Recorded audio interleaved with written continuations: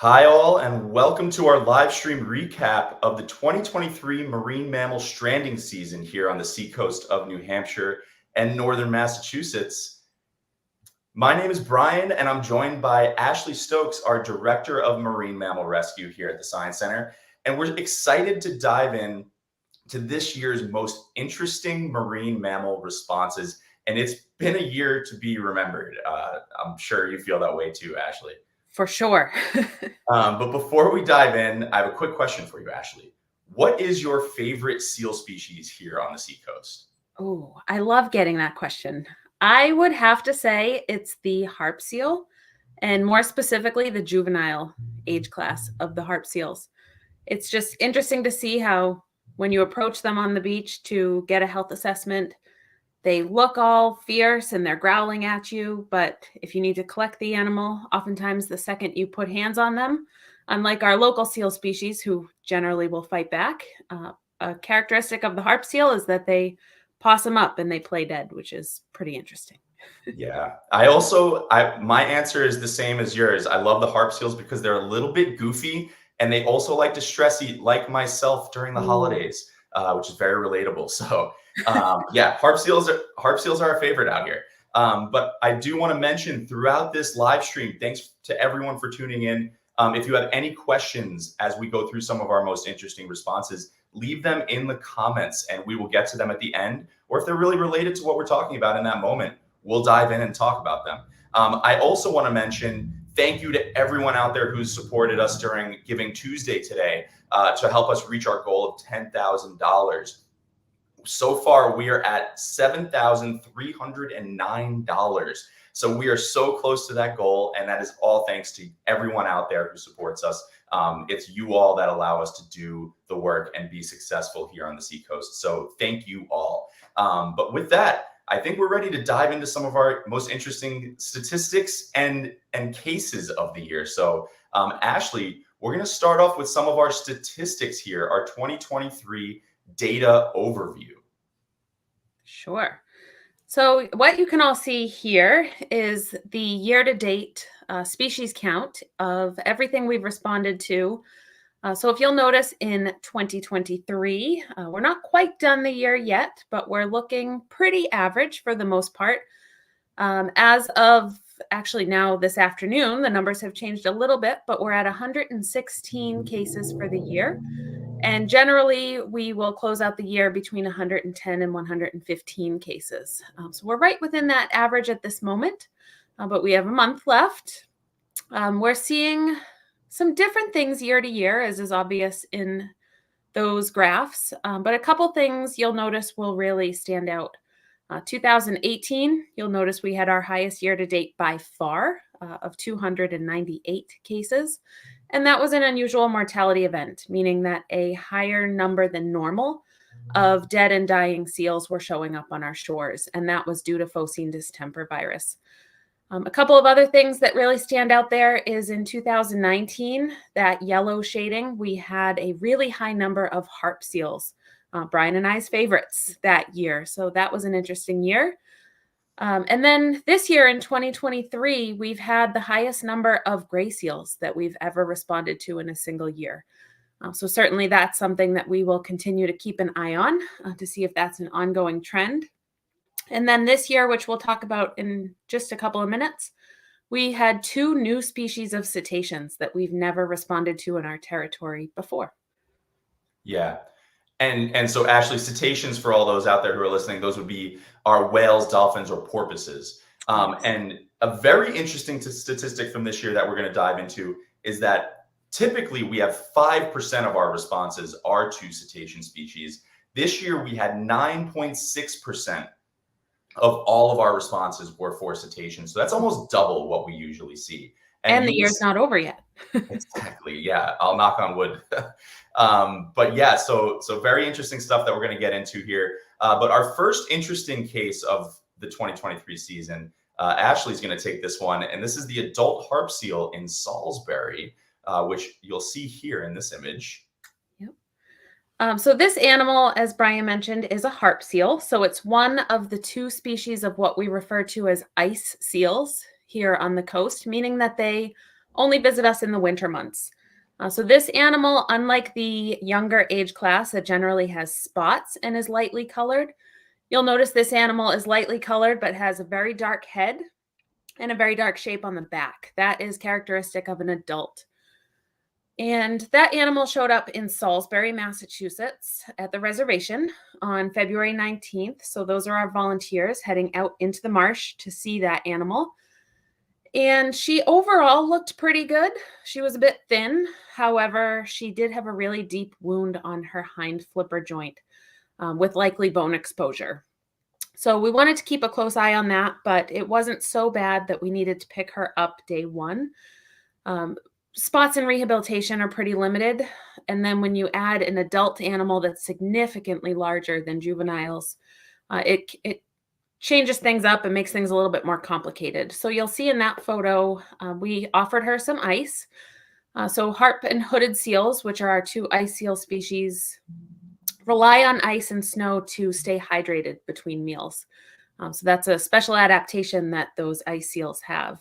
Generally not something we do often in the wild, and the public is not authorized to do that.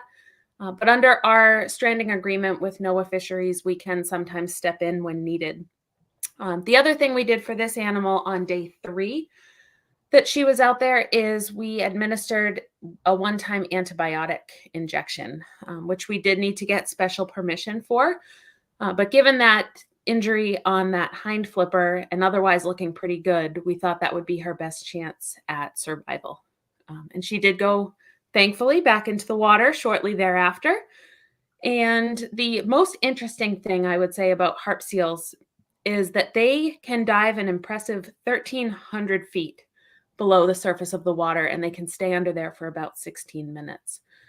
So very interesting animals. Yeah, that was a truly unusual case to kick off the year, and we should have known that it was going to be an interesting year right from there. And I'm going to kick off the next one. Our next interesting case was Rocky the Gra Seal, who we equipped with a satellite tag. So Rocky stranded at Coffin's Beach in Gloucester, Massachusetts in late April, kind of right before our annual rescue run fundraiser at the Seacoast Science Center. And you can see here, Rocky was not looking too good. This was a male Gra Seal, very thin and lethargic, and was very minimally responsive, as you can see by that flat posture there. So this animal was transferred to National Marine Life Center for rehabilitation. And I believe we have some videos here. So this is Rocky during rehabilitation with our partners at National Marine Life Center. And here is that satellite tag that Rocky was outfitted with to help us learn about his movements after being rehabilitated and released. So Rocky was released from rehabilitation on June 13th. So that's a few months later with that satellite tag. Here's Rocky poking his head up after being released. And I do have a quick video here as well featuring Rocky's release. So here we go. There's Rocky. I specifically remember being there during this release. Rocky flew out of the gate. He was initially very slow and hesitant to move out of his crate there. And then as you can see from all of those photos, he bolted back into the water. So that was pretty interesting about Rocky there. And so we were able to get quite a bit, about a month of satellite tracking data here. So here you can see all of those points. In total, we got 194 map locations from Rocky post-release. And you can see he was released kind of on that bottom left corner near National Marine Life Center, and spent quite a lot of time just traveling all around Cape Cod Bay. And so this was also an ultimately very interesting end to Rocky's story. So unfortunately, Rocky was reported to our colleagues at IFAW, the International Fund for Animal Welfare on Cape Cod, after about a month of his tag pinging. And he came ashore stranded. And veterinarians at IFAW note they did blood work, a physical, and x-rays, and identified a fracture in his flipper that was unlikely to heal. And so unfortunately, Rocky was humanely euthanized afterwards. So this is a very interesting response. This data, I mean, the outcome isn't what we hoped for, but not all outcomes in this field of work are what you hope for. So this was a learning experience. We still were able to get very valuable scientific data from Rocky to learn more about his post-release movements. But that one was a truly interesting story from start to finish and something we don't see every year. Ashley, is there anything else that you wanted to talk about there? Because that one was interesting. Yeah, that was an interesting one. So satellite tagging isn't something that we can do on every animal. It's very expensive, but it's very interesting to see their post-release movements or post-release lives, if you will. So it was interesting to watch him. I looked forward every day to checking the satellite data portal to see where he was and what he was up to. So it was interesting to see that at times he moved into deeper water, but almost always came back, closer to shore in Cape Cod Bay and that little inside the elbow. But it's like Brian mentioned, it's not something that we like to see an ending like that. However, with all of these animals, especially the ones that we satellite tag and can track their movements after, we learn so much about them. Of course, the animals that we aren't tracking real time, that only receive the hind flipper tag, we don't know quite as much. So we're really thankful when we do have the funding available to be able to get a couple of tags on an animal each year to learn more about them. There's so much that we don't know. Yeah. And so, moving into our next, we're going from one interesting response to the next. This year was absolutely wild. So the next interesting Actually, response. Brian, can I jump in quickly? It looks like Yes, we have a question oh, go for it. Here we pertaining to go. this animal. It says, this seal went to NMLC on the Cape. Do you think you'll plan to rehabilitate animals at SSC in the future? That is a fantastic question, and certainly something that we've been throwing around at the Science Center. You can imagine that, for one, it's foreign for these animals, not natural, and pretty stressful to be kenneled on the beach to begin with and transported elsewhere. When you add to that, traffic on a holiday weekend, taking them to any one of the rehabilitation facilities that are in our area, in Maine, Massachusetts, and Connecticut, that's even more stressful. Sometimes we're talking a 2.5 hour ride. So it is something that we've been considering at the Science Center. We don't have the space right now in our current building to do so. So we're talking about ideas in the future, but hopefully in 2024, maybe we'll have an update to share with the public. So we hope you'll all stay tuned on that and keep your fingers crossed. Great teaser there, Ashley. And great question as well. So the next interesting response we have was a Sowerby's beaked whale. So we mentioned we had 2 new species to our response program this year. One of these was the Sowerby's beaked whale. So this animal, you can see here, it did wash in alive or strand alive on May 18th at Wingersheep Beach in Gloucester, Massachusetts. This animal initially stranded in knee-deep water, as you can see here, while the tide was outgoing. So as the tide eventually came out, and I will warn, there are some graphic images here. As the tide moved out, this animal did strand alive. It was eventually basically dry in that area. And a plan was put into place to humanely euthanize this animal because it was known that this was an out of habitat animal. And in these cases, these animals are likely suffering from underlying causes to its stranding, an illness or parasites, for example. So this animal unfortunately did go into death throes, which is the final stages before this animal perishes, before it could be humanely euthanized. And I will mention we had quite a significant team down there on the beach responding to this animal. And I'm going to play you some footage here of this beaked whale response. So we responded with NOAA Fisheries, who is technically responsible for this territory and requested our assistance. We also responded with the environmental police in Gloucester or Massachusetts, and Gloucester Animal Control, as well as Gloucester Department of Public Works, who assisted us in things like removing this animal from the beach. This animal, I will say, weighed 788 kilograms, which is 1,733 pounds. So this thing would not have been possible to be moved without the assistance of such a large team. It was also 13.8 feet in length. So this was a very large animal. And if you look at some of these pictures, I mean, these animals are massive. They're very unique in their shape and their morphology. It almost looks as though if you stuck legs on one of these animals, that it would look like a dinosaur, essentially. So they are truly unique, nothing like anything we've ever seen or our team has ever responded to. And I will mention, so this animal was able to be removed from the beach, and a necropsy was conducted on the beach. Initial findings of that necropsy showed no evidence of human interaction or trauma. The animal was actually in decent body condition with a minor parasite load. And I'll go back to this full body picture here to really see some of that. It did have a minor parasite load in its lungs and GI tract. No food was found in its stomach nor intestines. And its brain exhibited a congested meninges, which is non-specific, but could indicate either nosotrema, which are a parasite, or encephalitis, which is swelling of the brain.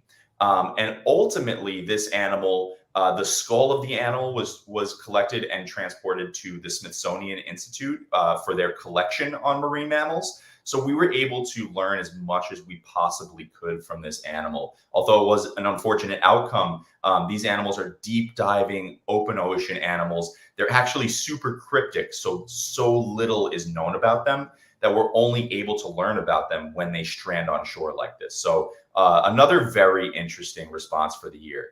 And we're going to jump right into another interesting response. We mentioned we had not one, but two firsts for us this year. The second was our striped dolphin that our team responded to over in Hampton Beach on July 14th. So this animal was first reported by lifeguards down at Hampton Beach, who we work very closely with. And although this animal is common overall, it's not endangered, anything like that. It is rare to see striped dolphins in New Hampshire waters, or this close to shore. Generally speaking, striped dolphins are a deep water species that prefers temperate regions, and they're highly social animals that travel in large pods of 25 to 100 animals.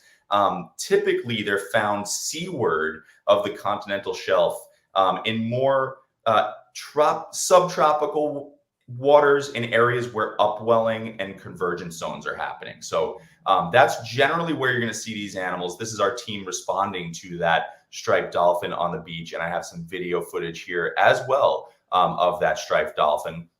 And so again, I will mention this, there's some graphic images here. After that dolphin initially stranded, there was some scavenging to the animal's eyes and parts of its body by seagulls. So seagulls don't just go for fish and chips on the beach. They will go for marine mammals that are freshly stranded. And that's one of the things that we commonly see during our responses. So you can really see some of that scavenging evidence here of the blowhole around the eyes. But you can see that stripe there on the side of this animal's body. That's where they get their name as striped dolphin. So this animal was actually a very young animal. It had no visible wounds other than that scavenging. And essentially what was found, we were able to conduct a full necropsy. There was evidence of pneumonia in this animal's lungs. It did have a heavy parasite load in its stomach, and it had decreased nutritional condition to its body. This animal also had septicemia in its liver and inflammation of its abdominal cavity. So there was a whole plethora of things going wrong with this young animal. And this was a young animal. I believe it was a weanling, so freshly separated from its mother as well. So a young animal with a lot going on wrong with it. And that would be probably why it's stranded. So very interesting stuff there. Another first for our team. And then we're going to dive into, I know that was a little dark there, those past few responses, but we're going to get into some more uplifting stories here. And Ashley's going to explain the Exeter, New Hampshire seals that we've been seeing inland. So this is an interesting one. Yeah. So, you may think about, the geographic area and say, well, Exeter, that's not open ocean. But if you take a look at the map, you'll see Great Bay there just to the southwest of Newington. Great Bay also is connected to Little Bay, and then there are a number of tidal rivers that run off of that. So this Exitor fun happenings first started with a young harbor seal that we picked up and had taken to rehab that got the name Sam Eagle. Thankfully, she did make a full recovery and was released, but she had a pretty significant wound on her abdomen that we monitored her for a few days and then decided to finally pick her up. She was along Swayze Parkway.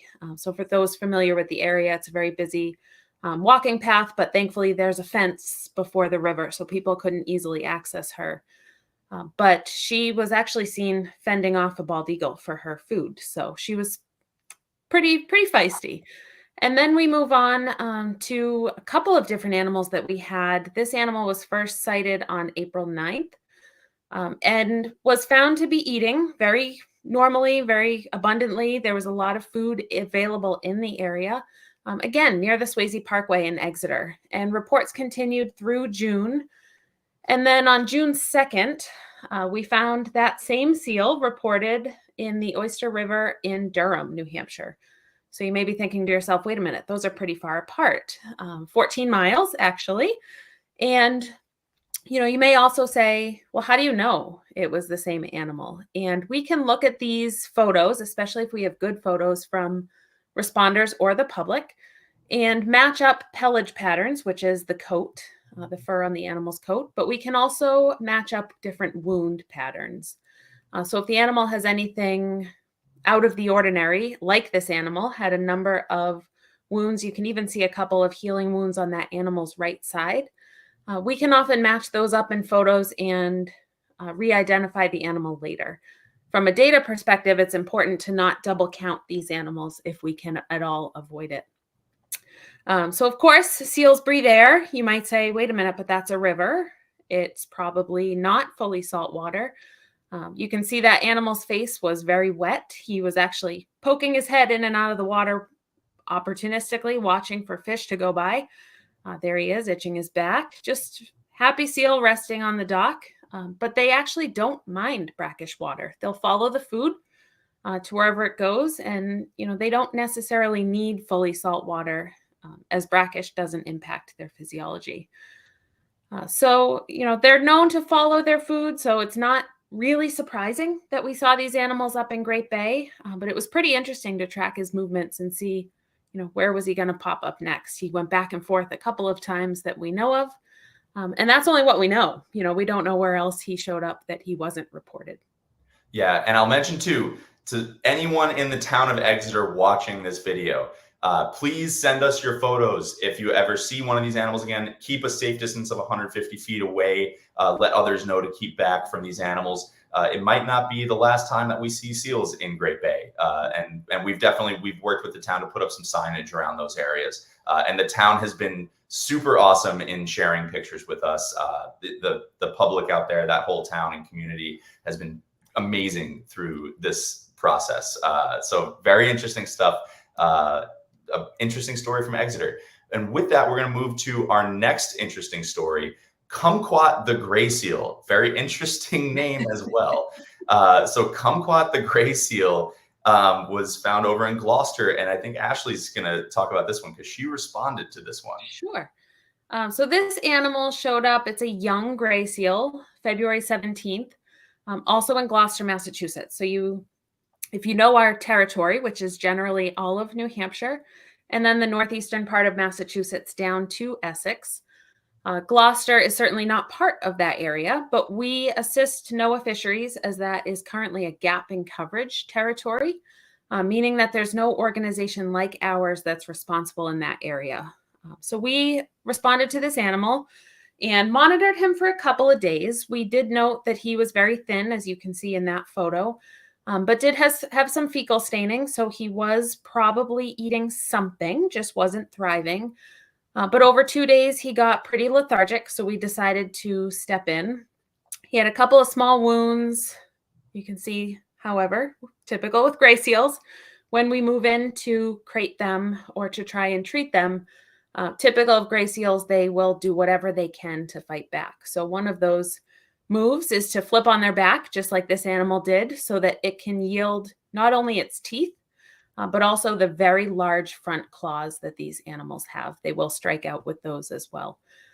But this animal also had some wounds on its body, its front flippers, hind flipper, and inside of its jaw. And its breathing wasn't what we would characterize as normal. So we got hands-on with this animal. You'll notice here we are taking some disease surveillance swab samples.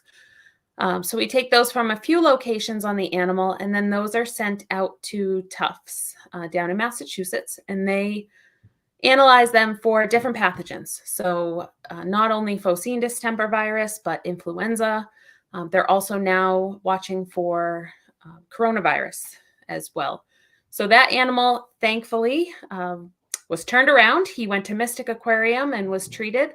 They were working on a gray seal project where they satellite tagged some of their releases. So luckily he got a satellite tag. And he was successfully released. When we brought him in, believe it or not, he only weighed 33 pounds, which is pretty small for an animal of that age.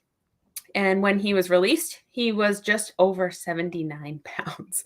So you can see in that photo with his little satellite tag on his upper back that he looks like a completely different animal, from that small, straggly, hip showing gray seal to this very large, robust animal that's ready to hit back out and go back swimming. That's a healthy looking seal right there. That's what we like to see. Exactly. Very different than what we're used to as a response organization. And the final interesting response, this is a very recent one. This was our Halloween common dolphin in Gloucester. So this animal, this was a very unique response as well. This was a live swimming common dolphin initially reported in the Mill River of Gloucester. So this is very close to that Wingersheek Beach area where the Sowerbees beaked whale stranded as well. So this animal was initially noted to be swimming in circles on October 27th. And it was listing to one side, meaning kind of leaning to one side and swimming in circles. This indicates that an animal like a cetacean like this could be sick or injured. This animal was located in a difficult location to respond to. It's a very intertidal area. This was at high tide. And we were assisting NOAA again in responding to this. But it was very difficult for our team to get out there while the animal was free swimming. The sun was going down. We don't respond after the sun goes down for safety purposes. So our decision was made to keep an eye on the animal unless it stranded and became and ceased to be free swimming. So the animal continued swimming through the afternoon, through sunset, and we got back out there the following day on a vessel. One of our volunteers was able to move around the area with binoculars, search for the animal, but could not find the animal. And we actually did not see this animal again until October 30th, when it was unfortunately reported as deceased, actually even further upriver in what was called Mill Pond. So this animal was reported again, as you can see here, on October 30th. It was in a very difficult location to respond to, and I'll show you here some GoPro footage that we took as we were trying to remove and extract that animal from this pond. It was an intertidal area. The tide was out. We were in probably waist deep mud almost, and we were able to use this dolphin stretcher that we have to get the animal on there. And then we almost used a kind of a system with this rope where we were able to pull it up a 70-degree incline to the side of a road where we were parked. So this was a truly difficult animal to extract and get out of this area. But we did end up successfully removing the animal. And I'll play here some more footage of that animal where you can really see some of its interesting color patterns. So common dolphins have this hourglass color pattern to their body. It's part of how we identify common dolphins. But this animal was able to be extracted successfully. We were able to bring it to our partners at New Hampshire Veterinary Diagnostics Lab. who conducted a full necropsy and were able to find that this animal was suffering from a necrotizing brain lesion, likely caused by trematode parasites or fungus, and also had a lungworm infection. So similar to a lot of these cetacean responses that we've seen, these animals that do come to shore, I know that it is, people get very passionate when they see a dolphin coming close to shore looking like it's going to strand. But these animals do this for a reason. Generally speaking, they are compromised or they're sick or injured. And they come to shore so that they can perish, essentially. And this is what we saw happen, unfortunately, with this animal. But we were able to learn as much as we possibly could from this response. So sorry to leave on a sad note there, but common dolphins are super cool. They grow to 6 feet long. They live up to be 35 years old. And they generally live a bit offshore. They're found year round here in the Gulf of Maine. They dive to about 100 feet, feeding on schooling fish and cephalopods, so squid, for example. And they have, like I said, that unique hourglass pattern to their body. So that's the response that we're going to end tonight on. But if you have any questions, definitely feel free to leave them in the comments. Even if you're watching this video after we've recorded, Ashley or myself will respond to any of your questions. And you can always reach out to us. We're here to be a community resource for you all. And Ashley, do you want to mention anything else about our Giving Tuesday fundraiser too? Sure. So I've been trying to toggle back and forth between screens here as we went through this live stream this evening. But while we've been on the live stream, we have received an additional 5 donations. So thank you if any of those are from those of you that are watching with us tonight. So that brings our total to just over $7,500 now. And even once this live stream ends, we will put the link to donate in the comments section. So whether you're watching on YouTube or Facebook, you should be able to see that link to donate. And, I always try to say to people, no amount is too small. And I truly mean that. There are some that can donate lots, but sometimes, quite frankly, it's some of those donations that are smaller and have stories behind them that mean the most. Earlier this year, it almost brought me to tears. We had a couple of young children that pulled their allowance for a period of time because they wanted to help save marine mammals. And then they brought it to us in a cute little handwritten envelope. Really impactful, things like that. So just remember, no amount is too small. For those that donate $50 or more, you will get a 2024 Marine Mammals of the Gulf of Maine calendar.